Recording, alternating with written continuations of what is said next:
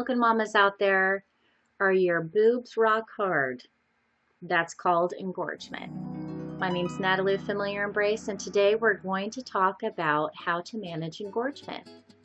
How does engorgement happen? Well, unfortunately, it happens to almost every woman when she's breastfeeding. It is your body's way to adjusting to the milk that is coming into your body. How do you prevent it? Transferring milk.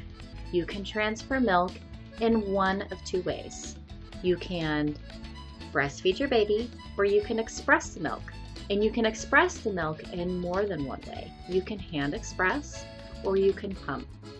I do not recommend, if you're in the beginning weeks of breastfeeding and you're experiencing engorgement, to pump for long periods of time. This will actually create more milk. You just need to pump or express your milk until you feel a little bit more comfortable. So what happens if you're trying to express your milk and nothing's coming out? Your breasts just aren't responding to the pump, you're trying to hand express and your breasts are just too hard to get the milk out. Your best friend is going to be warm water. And if you can get in the bath or the shower, and that's going to be your best friend for getting that milk out. However, it's not always convenient to take a shower in the beginning, as you will hear most moms complaining about how they don't get a shower. So I'm going to talk to you about two other ways that you can get that warm water to your breast to help soften your breast tissue, to wake your breasts up so that you can get your milk let down. The first way is to use wet, warm washcloths.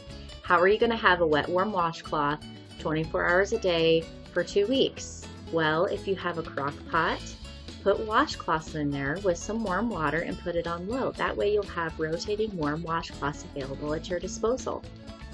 The other way is, really this is more for severe engorgement, is make a breast bath. Get a big bowl of warm water and lean over, put your breasts in there and massage your breasts in the bath. Sometimes women will notice that their breasts start leaking the milk in the water. Once that starts happening, you can start to hand express or you can offer the milk to your baby. The other thing I want to talk about with engorgement is that babies don't feed very well when you're engorged because it's like trying to suck juice out of an orange.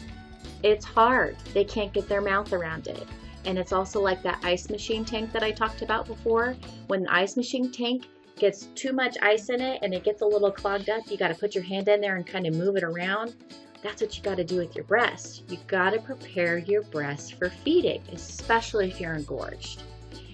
So you need to soften your breast tissue, you need to wake your breast up. You can do that with wet, warm compress, or you can do that by hand expression or a combination of the two. I recommend doing that prior to latching your baby on.